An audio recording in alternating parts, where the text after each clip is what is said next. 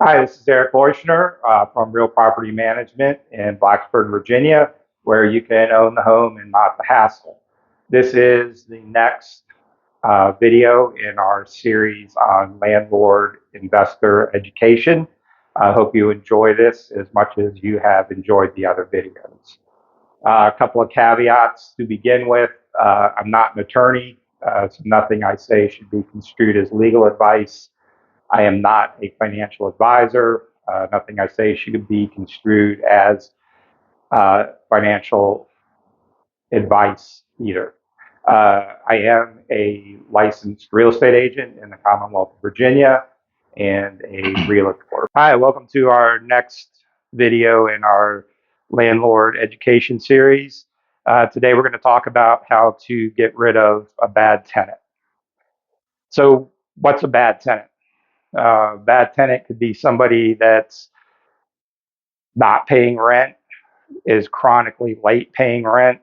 If your rent's due on the 1st and you're chasing them down till the 15th or 20th every month, trying to collect your rent, that's not a good tenant.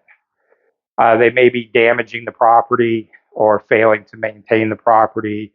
If you're going by and the grass is never mowed and there's abandoned cars parked on the lawn or garbage piled up on the driveway, they're not maintaining the house properly. They could be having loud parties or fights or whatever, and they're disturbing your neighbors. And they could also be violating the terms of their lease. Maybe you lease the house to 3 people and you find there's 5 people that are actually living there. So the first step is to review the lease. And probably step zero, if you will, is to make sure that your lease addresses everything it needs to address. And we will have a separate video on what should be in your lease at another point in our series. So stay tuned, keep an eye out for that. So you've got the lease you want to go through it, and you want to see exactly what terms they're violating in the lease. You have some latitude, some interpretation, but uh, keep in mind that when and if you get in front of a judge, he's going to see what's written on the paper, and if there's any ambiguity in that, if there's any doubt, the benefit of the doubt is going to go to the tenant because they're the ones that did not write the lease. You want to gather documentation. You may want to take some photos. If the neighbors are complaining of noise, you could ask them, say, hey, would you mind sending me an email just saying that, Friday night there were 20 cars in the driveway and there was a big party going on. You can't force them to, but you can ask. And you need to make sure you follow the proper procedures to enforce the lease. And again, this is a place where you can get in trouble very easily without thinking you're doing anything wrong. The first thing you want to do, you want to make sure that you're communicating very clearly with the tenants. It's best, my opinion, you want to send everything in writing. So most states, an email is okay. A lot of states, a text message is okay. You don't necessarily have to send a written letter, but you can if you want. But have something written down. So again, if and when, or when and if you get before a judge, there's no confusion about what you said and when you said it. So even if you have a phone call with somebody, it's a great idea to send them an email or a text message and say, hey, I just want to confirm that you understand this is what we talked about on our phone call. Now you have written documentation. You can print that out. You can show it to somebody and see exactly what was said. You want to give a firm deadline to fix the issue. Don't say, I need you to get that fixed by next week. Right? You want to say, I'm going to come back over here at 5 p.m. on Friday, the 25th, and I'm going to look and see if this is fixed. And if it's not fixed, this is the next thing that's going to happen. So they know exactly what's going on. Another thing that's extremely important here, do what you say you're going to do. If you say you're going to do something, then do it.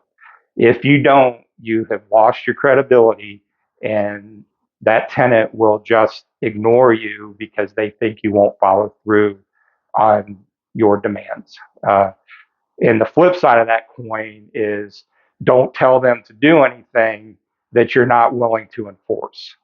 So if you're not willing to evict them, don't tell them you're going to evict them. It's an empty threat, and eventually your words are going to fall on deaf ears because they'll know that you're never going to do anything about it. You need to make sure you follow all the legal procedures. You may want to hire an attorney. Not a bad idea to hire an attorney if you're doing an eviction. The process can be complicated. Some states, it's much more complicated than others. I'm in Virginia. It's still a very landlord friendly state, and there are not a lot of hoops you have to jump through, requirements you have to meet to do an eviction.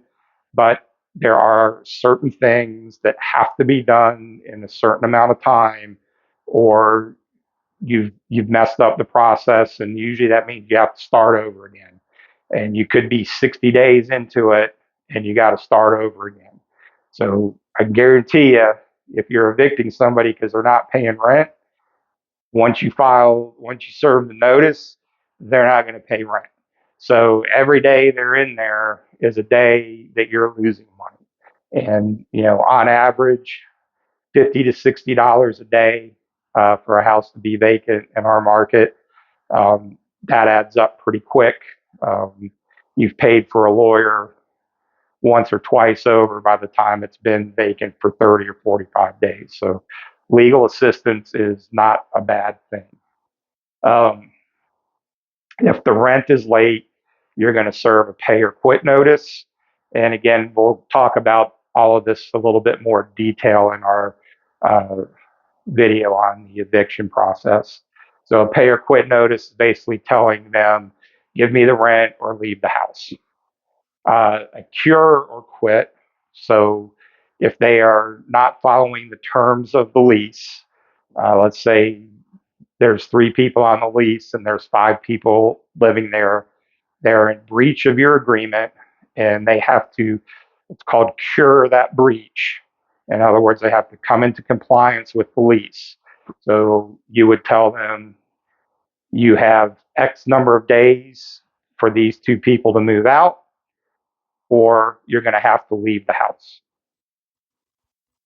An unconditional quit notice, uh, again, it varies state by state.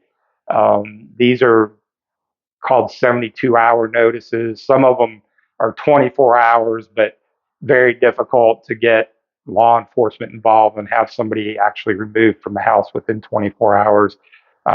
Maybe they're cooking methamphetamine in the house, or they're conducting prostitution out of the house, or some serious felonious crime, or something that's potentially going to get somebody seriously injured or killed. You can get them out pretty quick. Uh, Again, you're going to file these documents with the court. You're going to go through the process. Generally speaking, the sheriff or some other officer of the court is the one that removes the person from the home. In Virginia, it's the sheriff. The sheriff is the only person that can forcibly remove somebody from their house. So don't go over there on your own and try and get them out. All right. This is what we call, or what's called, a self-help eviction.